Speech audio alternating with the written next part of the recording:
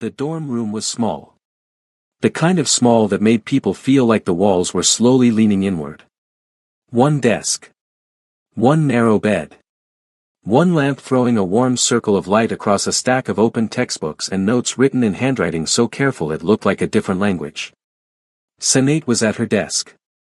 Her pen moved across the page in slow, steady lines. Outside, the campus was quiet. It was past midnight, and most of the building had gone to sleep hours ago. She preferred it this way, the quiet. The stillness. The feeling that, for a few hours, no one could reach her.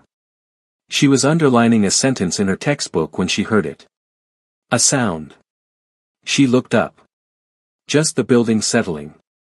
That was what she told herself. Old buildings made sounds.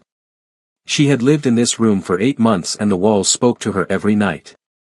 She looked back down at her notes. Then it came again. Closer this time. Right outside her door. Like shoes on the corridor floor. Moving slowly. Then stopping. Then moving again.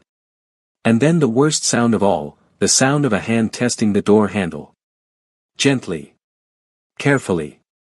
The way someone moves when they want you to not hear them. Sinead stood up. Her chair scraped back against the floor and the sound split the silence of the room. Outside her door, everything went immediately, completely still. She stood there and did not breathe. The lamp was behind her. Her shadow stretched across the wall. She stared at the door. Nothing moved. Nothing made a sound. 5 seconds. 10 seconds. She started to exhale slowly. Then the knock came. Hard. Sudden. The kind of knock that does not ask. Then another one. Louder. Then voices. Low male voices. More than one. The sound of them was thick and deliberate and not bothering to pretend anymore. Open the door. Her blood did not just run cold. It stopped. The whole world seemed to narrow down to those 3 words and the door they were coming through. Because she knew those voices. She had heard them before, standing behind Han Junesio in corridors, walking 2 steps behind him across the campus quad, watching her with flat eyes when he needed to make a point without saying it out loud. Han Junesio had sent them. She backed away from the door. 1 step. 2 steps. Her eyes moved fast around the room, taking inventory in the way a person does when they are running out of time. No back exit. The window was on the 2nd floor, too high to jump safely, and even if she screamed through it, the campus below was empty at this hour. There was no one in the corridor she could call for. There was no one in the whole building who would come. The knocking turned into pounding. The door handle rattled hard and sharp. She grabbed her phone from the desk. Her hands were shaking so badly that she almost dropped it. She pulled up her contacts. Found the name she was looking for. Hit call. It rang 4 times and went to voicemail. She called again. Nothing. The door shuddered in its frame. Something heavy hit it from the outside, a shoulder, a fist, a foot, and the frame cracked faintly, a thin splintering sound that made her stomach drop straight through the floor. She was crying. She hadn't even noticed when the tears had started. Her hands were trembling so hard that the phone screen blurred and she had to blink to see it clearly. She opened her contacts again. Panicking. Scrolling too fast. Her thumb slipping. And in the chaos, in the desperate shaking mess of those few seconds, she opened the wrong contacts list. Her mother's phone contacts. The phone Sinead had kept because she could not bring herself to wipe it. Because deleting it felt like losing the last small proof that Amina had existed. The screen showed one contact saved under a single symbol. A star. Just a star. No name. No number written out. Just that small yellow shape, glowing on the dark screen. Sinead did not think. There was no time to think. The door shuttered again and something in the frame cracked louder this time and the voices outside rose. She opened the contact. Typed 4 words. 4 words was all she had time for. Please help me. She pressed send. Then she pressed herself into the corner of the room, the farthest corner from the door, the one where the wall met the wall and there was nowhere left to go, and she held the phone to her chest and stared at the door and prayed. The door shook in the frame one more time. Then another. Then her phone buzzed. One message. From the star. Who is this? She stared at those 3 words through her tears. Her mind tried to process them and couldn't. She had sent a message to her mother's contact. To a star with no name attached to it. And someone had replied. Outside her door, the voices lowered into a murmur. She typed back with shaking hands, telling this stranger everything, the words tumbling out fast and broken, that someone was trying to break into her room, that she was alone, that she needed someone to call the police, and she typed the address of her building, the dorm name, the floor number, all of it pouring out of her fingers while the door rattled one more time. She did not know that on the other end of those messages, a man had already stood up from his chair. She did not know that within 60 seconds of reading her address, he had already picked up a second phone and was speaking into it quietly and with the kind of calm that comes not from peace but from total control. She did not know that 3 of his men were already moving toward her campus. She did not know any of that. She just held her phone and waited. And then a message came back. Clean. Direct. Steady as a wall. Stay away from the door. Keep typing to me. Don't stop. His name was Kang Woo-jin. He was 39 years old. He ran the most powerful criminal organization in Seoul from a penthouse office that looked more like a library than a throne room. He had a face that people described differently depending on how they knew him. Some said it was the kind of face that could be kind and terrifying at the same time, which was perhaps the most accurate description anyone had ever offered. He wore expensive dark clothing and he did not raise his voice because he had not needed to raise his voice in years. When Kang Woo-jin spoke, people listened. When Kang Woo-jin made a decision, it happened. He was sitting at his desk going through financial documents when the message arrived. He looked at his phone expecting almost anything, business, a problem, a request. He got 4 words instead. Please help me. He did not recognize the number. But he recognized the country code. And then something beneath that, something he could not quite name, made him look at the number longer than he normally would have. Made him sit up straighter. Made him type back instead of dismissing it. By the time her second message came, the one with the address, the dorm name, the floor, all of it pouring out in a rush of terror, he was already on his feet. Now he sat in his car while his driver navigated through the dark city, and he kept one phone in his hand and typed back steadily. Stay away from the door. Keep typing to me. Don't stop. She typed everything she heard. The voices getting louder. The door shaking harder. Something heavy hitting it. He read every word and typed back between each one. Which side of the room are you on? The far wall. The corner. Good. Stay there. Do not move toward the door for any reason. There are 2 of them. Maybe 3. I know. My people are almost there. A pause. He could imagine her staring at that phrase. Your people. He did not answer that directly. He just kept her talking. Kept her focused. Kept her tethered to the present moment instead of the panic that was trying to swallow her whole. Then, in the middle of a message she was typing, she stopped. He waited. It went quiet. He waited 1 more second. Then, they are gone. My people are outside your building now. You are safe. The longest pause yet. Your people, she typed again. Don't worry about that right now. Are you hurt?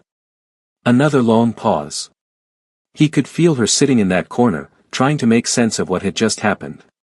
Trying to decide if any of this was real. No, she finally typed. And then she stopped typing entirely. And he knew, with a certainty that had no logical explanation, that she had started crying for real, the kind of crying that only comes when a danger has passed and the body finally allows itself to feel everything it held back. He sat in his car and looked at that single word on his screen for a very long time. No. Such a small answer. Such a tremendous relief hidden inside it. He put his phone down. Looked out at the dark city moving past his window. And thought about that phone number, the country code he recognized, the number itself, and tried to place it. Something about it had been pulling at the back of his mind since the first message arrived. He told himself it was nothing. He was wrong. Morning came cold and gray across the campus. Sinead had not slept. She had sat in her corner until the sky outside her window began to lighten, and then she had moved to her bed and sat there instead. Same position. Same wide eyes. Just a different wall to stare at. She had tried once, briefly, to lie down properly. But every time she closed her eyes she heard the door shaking in its frame, and her body refused to believe the danger was over. So she sat upright on the edge of the mattress with her arms crossed and the lamp still on and watched the dark gray of the window slowly become a lighter gray and then a cold white morning. By the time the campus below her window began to fill with students heading to early lectures, voices, footsteps, the distant sound of a coffee cart, she had made a decision. Not a dramatic one. Just the quiet determination of a person who has been pushed far enough and has finally stopped trying to negotiate with fear. Then her phone buzzed with a message from Han Junesio. No mention of the previous night. No acknowledgement of what his men had done. Just 4 lines of calm, polished, devastating text. He hoped her studies were going well. He wanted to remind her that her scholarship renewal meeting was in 2 weeks. He had noted her recent academic performance. He looked forward to the conversation. That was all. She read it 3 times. She understood every single word beneath the words. He was reminding her that he held her future in his hands. He was reminding her that last night was a demonstration, not an accident. He was telling her that the next demonstration would be worse. She put the phone down on the bed. Stared at the ceiling. And then, without fully deciding to, she picked the phone back up. Opened the conversation with the star. And started typing. She told the stranger everything. Every message Han Junesio had ever sent her. Every meeting where he had quietly suggested which classes she should take. Every time her scholarship funding had been flagged for review right after she did something he didn't approve of. Every friend who had slowly disappeared from her life over 8 months, not dramatically, not in ways she could point to, but carefully and gradually the way a tide pulls things out to sea. She told the stranger about her mother passing 3 weeks ago. About sitting in the financial aid office the week after the funeral, still hollow with grief, being told her scholarship status was under review. About going back to her dorm room that night and realizing she had no one to call. She typed it all. Every word. The whole 8 months in one long quiet confession to a stranger who had no reason to care. On the other end, Kang Woo-jin read every message without interruption. When she finished, he asked one question. Has anyone else seen what he has been doing to you? No. He is too careful. Everyone thinks he is perfect. He looked at that message for a moment. Not everyone. She stared at those 2 words for a long time. She didn't know what they meant. She didn't know who this person was or what they were capable of. But something in those 2 words settled around her like a coat on a cold night, small and inexplicable and desperately needed. She typed back, "Who are you?" A pause. Then, "Someone who is going to help you. That is enough for now." It wasn't enough. But she let it be. They fell into a routine. Every evening, after the campus quieted down, Sinead would open their conversation and type. Small things at first, what she had eaten that day, a book she was reading, a lecture that had surprised her. The kind of details a person shares when they are testing whether someone will stay. He always stayed. He replied with short, careful answers. He didn't offer much about himself, just enough to keep the balance, to make it feel like a conversation and not a confession. But he read everything she sent him. Every word. One night, without planning to, she started talking about her mother. She told him about the small apartment they had shared. 2 bedrooms and a kitchen and a window that looked out at a parking lot, and Amina had hung a plant in that window and called it their garden. She told him about how her mother hummed when she cooked, not songs exactly, just sounds, a low continuous melody that Sinead had never heard anywhere else. She told him about watching Amina come home at the end of a long shift, sometimes 2 shifts back to back, and still ask how Senet's day was before she even sat down. The way she listened to the answer with her whole body. The way she made every detail of Senet's small daily life seem like the most interesting thing she had ever heard. Kang Woo-jin read all of it. And then Sinead wrote something that made him go completely still. My mother never talked about my father. But she always said he was someone who could have been great if the world had been kinder to him. He stared at those words. Then the next message arrived before he could respond. She moved to Seoul when she was young. She always said the city both broke her and built her at the same time. She never explained what she meant by that. I used to think she meant the work, the loneliness. But now I think she meant something else. Kang Woo-jin set his phone down on his desk. He stood up. He walked to the window of his office and looked out at the lights of the city spread below him, a city he had spent 20 years building his empire in, brick by brick, deal by deal, and for the first time in longer than he could remember, he felt something shift inside his chest. Something old. Something he had packed away in a locked room a long time ago and told himself he no longer had the key to. He walked back to his desk. Picked up the phone. And typed very carefully, "What was your mother's name?" She told him. Amina.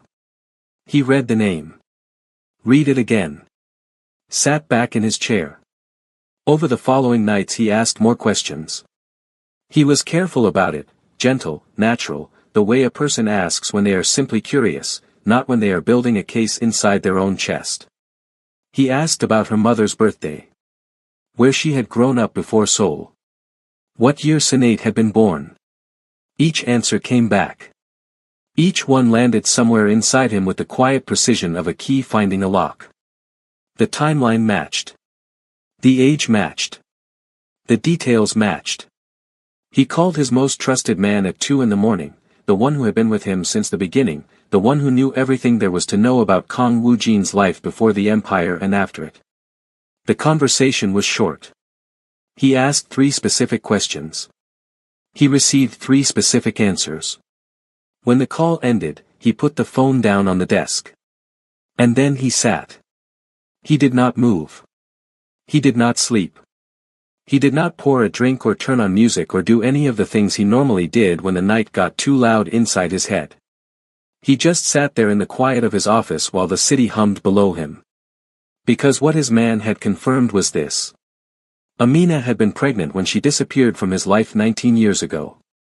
He had not known it at the time. He had believed she left because she wanted to. Because the life he was building was dangerous and she had made a choice about what she was willing to be part of. But the truth was different.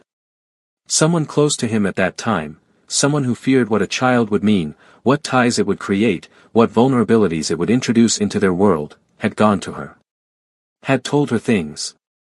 Had made her understand, very clearly, that the child she was carrying would never be safe in the shadow of the empire Kang Woo-jin was building. That staying meant danger. That the only way to protect the baby was to disappear completely. So she had. She had changed everything. Her name on paper.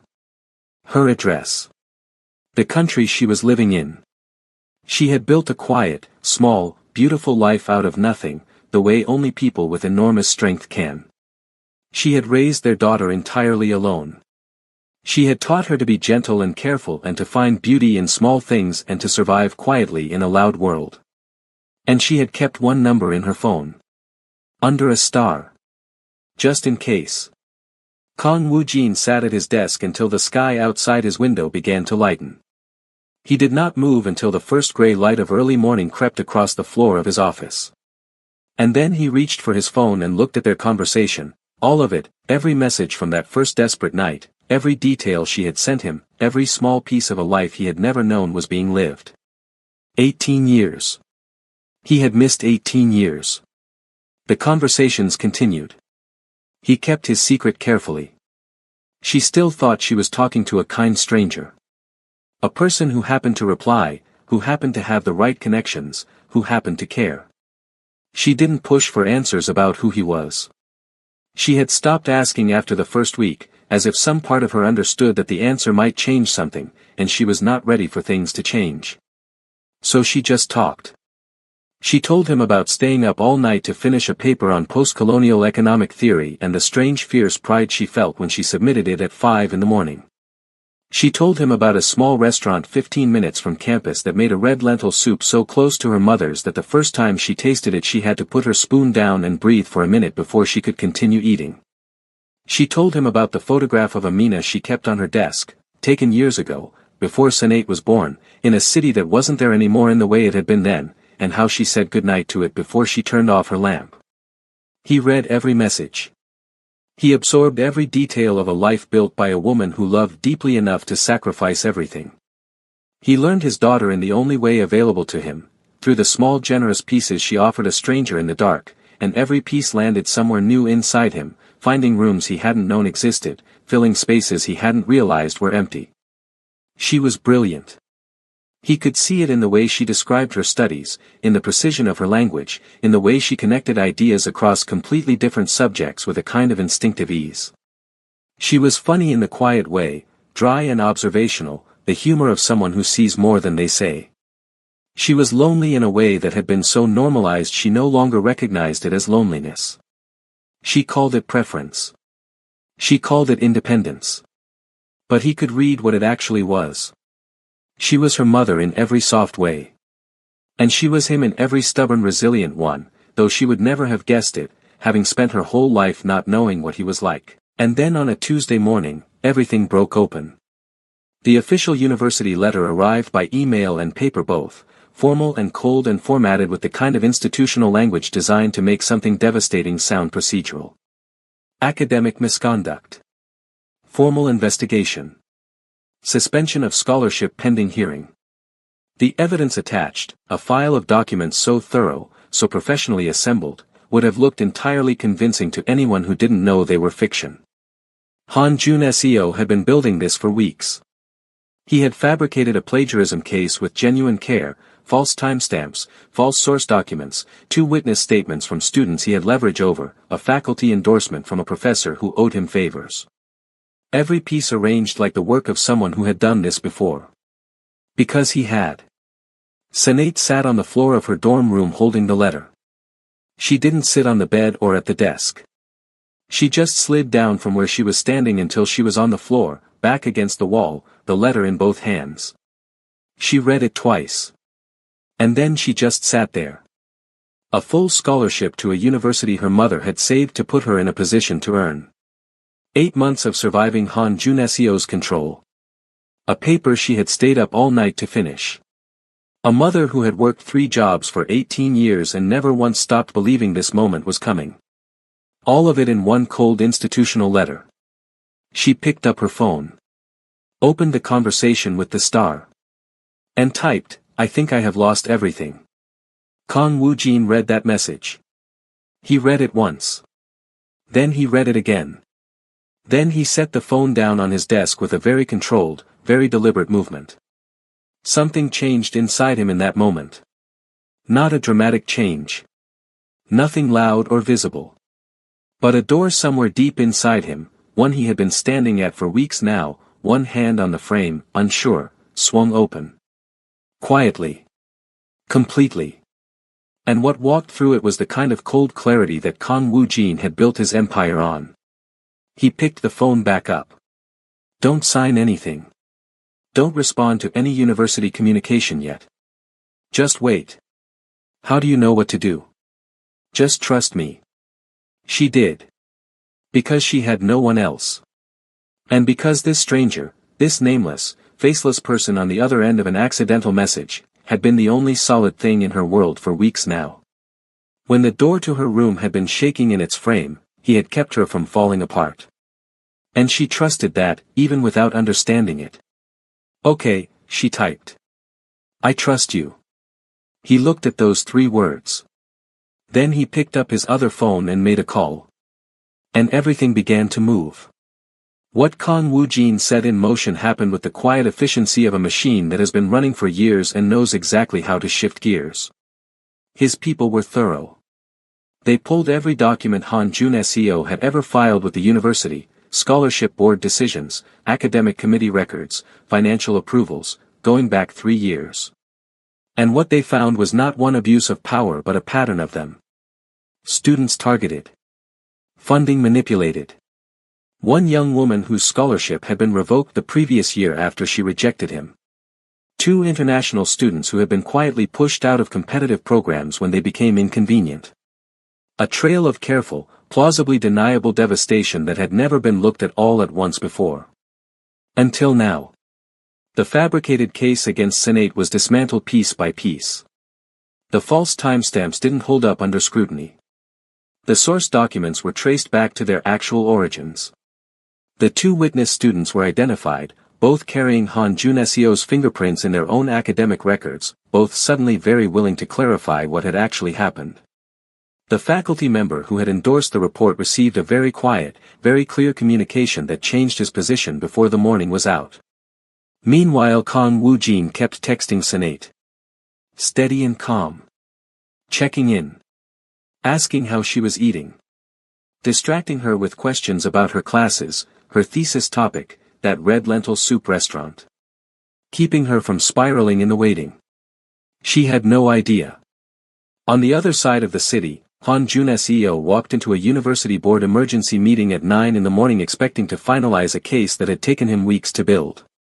He walked out 40 minutes later a different person. The documents were on the table. All of them.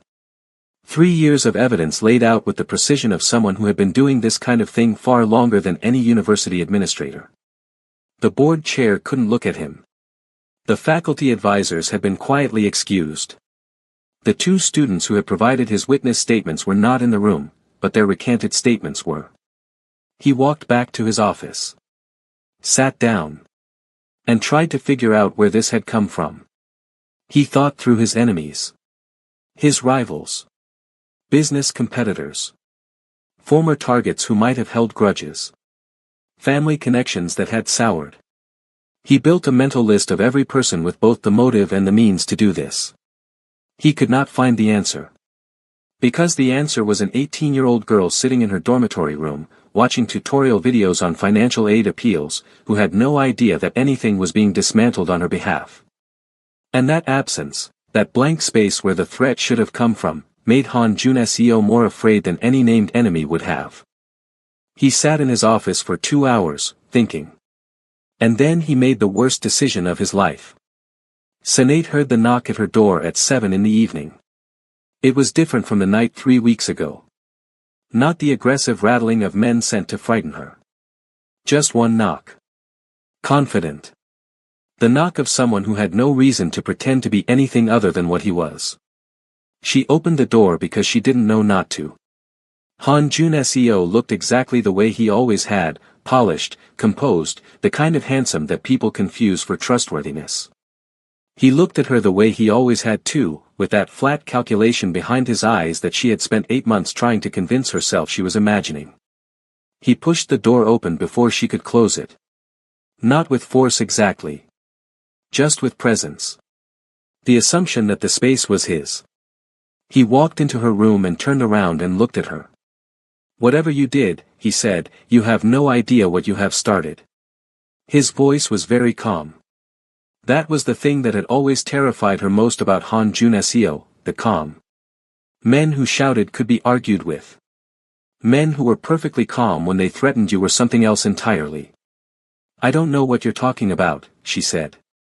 Yes you do. He tilted his head slightly. Someone got into records they had no business being in. Someone frightened people who don't frighten easily. And somehow, that someone is connected to you. He paused. I want to know who. I don't know who. Stop. The single word cut her off without raising his voice. I have had your scholarship on my desk for 8 months. I have had your future on my desk for 8 months. I can end it with one signature, and we both know it. He stepped toward her. So I'm going to ask you one more time. Who is helping you? She had backed against the wall. The same wall she had pressed herself against 3 weeks ago when his men had been at her door. Her heart was doing the same thing it had done that night, slamming against her ribs in a rhythm that had no calm in it at all. Her hand moved behind her back. Slowly. Carefully. She found her phone. She opened their conversation with her thumb. She did not look down at the screen. She pressed call. It connected before the first ring finished. She did not say anything. She just held the phone slightly away from her body, angled toward the room, and let everything that was happening pour into the microphone. Han Jun SEO was still talking. Getting louder now, the calm beginning to crack at the edges the way it always did when he wasn't getting what he wanted. Telling her that she had nothing. That she was nobody. That whatever help she thought she had, it would disappear the way everything else had disappeared from her life, and she would be left exactly where he had always intended to leave her, alone, expelled, with nothing to show for any of it. And then a voice came from the phone. Clear.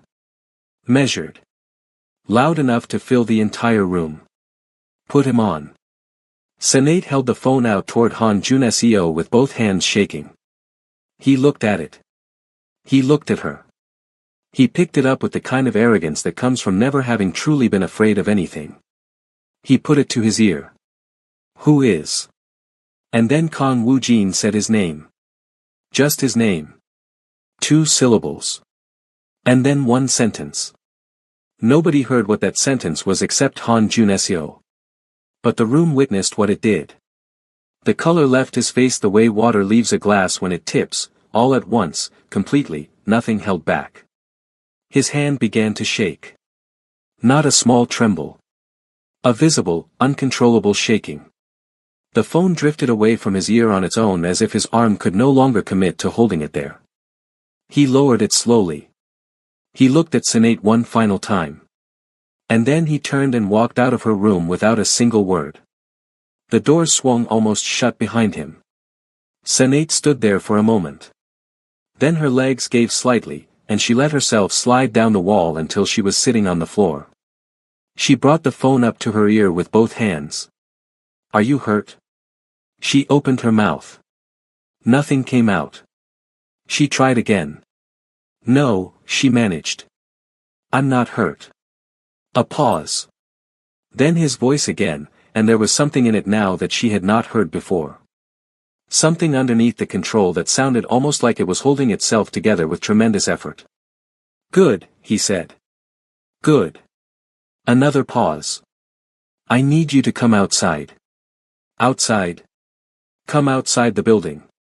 I'm almost there. She stared at the almost closed door. Who are you? She asked.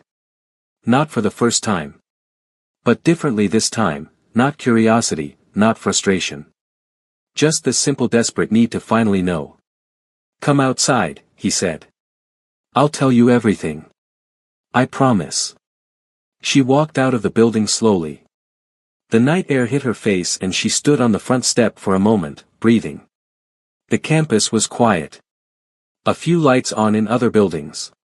The sky was very dark except for a strip of deep blue at the horizon. Then headlights. A black car pulling up to the curb with the quiet assurance of someone who does not need to hurry because the world waits for them. The engine cut. The door opened. And a man stepped out. He was tall. Dark clothing. The kind of face that could have been 40 or 35 or somewhere between, not aged, just lived in the way that comes from carrying a great deal for a long time. He had a presence that Senate felt before she consciously registered it. The 2 students walking past on the path changed course slightly without seeming to notice they had done it. The world around him made a small involuntary adjustment. He walked toward her building. She watched from the steps, not moving. He stopped a few feet away from her. He looked at her face. He took in the whole of her, the tiredness, the tear tracks still drying on her cheeks, the way she was holding herself, the careful contained posture of someone who has learned to take up as little space as possible. He looked at her eyes. And in his eyes, something happened that Senate could not name. You texted me, he said. I didn't mean to, she said. I thought I was, the contact. It was in my mother's phone. I didn't. I know. He reached into his jacket. Slow, careful, the way people move when they want to make sure they are not misunderstood. He pulled out his phone. Held it out toward her. Their conversation. All of it. Every message from that first night until now, scrolled to the top, showing her the whole shape of it from his side. She stared at the screen. Then at him. The star, she said. He nodded. Why did my mother have your number saved as a star? He looked at her for a long moment. A look that had so much inside it, grief, and something that was trying to be called by its right name after 18 years of not being named. Because your mother was careful, he said. She was careful about everything she loved. Sinead shook her head slightly. That doesn't. Your mother and I knew each other, he said. A long time ago. In Seoul. When she was young. He paused. When we were both young. Something shifted in Senet's expression. She was watching him very carefully now. Reading his face the way people read faces when they are beginning to understand something they're not sure they want to understand. She kept my number, he said. She kept it all those years. Saved under the star. He looked at her. Do you know why she would do that? Senet's voice was very quiet. Just in case. She told you that phrase? She used it for the star. She said she kept it just in case. Her voice wavered. Just in case what? He was quiet for a moment. Around them the campus stayed still, as if the night itself had slowed down slightly. Just in case you ever needed me, he said. The silence that followed was absolute. Sinead looked at this man. This powerful, frightening, careful, steady man who had kept her talking when the door was shaking in its frame. Who had sent his people without asking for anything in return. Who had read every story she told about her mother with a quiet that she had thought was kindness and was in fact something much older and much more specific than that. She looked at his face. She looked at his eyes. And she understood. Her hands came up to cover her mouth. Her eyes filled. She never told me, she whispered. She never told me either, he said. His voice was entirely steady. He was working very hard to keep it that way. I found out the same way you are finding out now. How? The way you said her name. The things you told me about her. The year you were born. He looked at her. The way you stand. Sinead stared at him. Her whole body was shaking, though the night was not cold. He looked at her the way that people look at things they thought were gone forever and are suddenly, impossibly, right in front of them. I know this is too much, he said carefully. I know you don't know me. I know you have no reason to, I know this is not something you can absorb in one moment. He paused. But I need you to know that from the second I understood who you were, nothing else mattered. Whatever happened with that man tonight. Whatever the university does. Whatever comes next. None of it matters more than this. Sinead stood there for a very long time. She was shaking.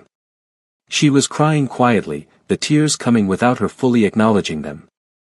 She was 18 years old and she had buried her mother 3 weeks ago and she had been slowly dismantled by a powerful man for 8 months and she had been fighting alone for longer than any person her age should have been fighting alone. And now, on a quiet campus street on a dark night, the most feared man in Seoul was standing in front of her. Saying she had never been alone. He opened his arms. He did not step toward her. He did not pull her in. He just opened his arms and waited. Giving her the choice she had never been given. Letting the decision be entirely hers. Sinead stood there. 1 second. 2. 10. Then she stepped forward.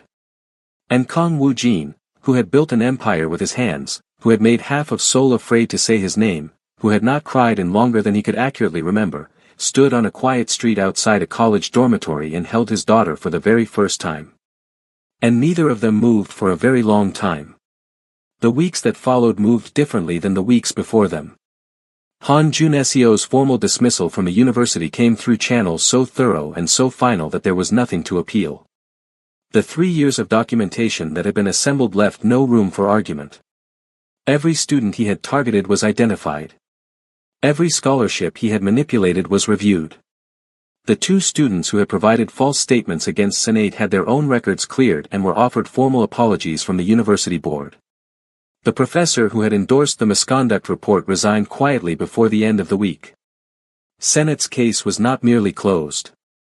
It was struck from the record completely, as if it had never existed. And then the scholarship board, in a decision that several administrators would later describe as motivated by a thorough review of their own institutional failings, upgraded her funding to a full unconditional award for the remainder of her degree. No reviews. No conditions. No meetings with anyone on any board about her academic performance. Just her scholarship. Solid and permanent. The way it should have been from the beginning. She received the official letter on a Thursday morning. She read it at her desk.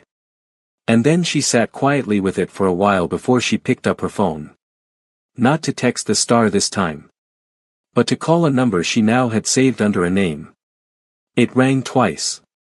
"Did you get the letter?" he asked. "I got it." "Good." She looked at the letter in her hand. "Did you do this?"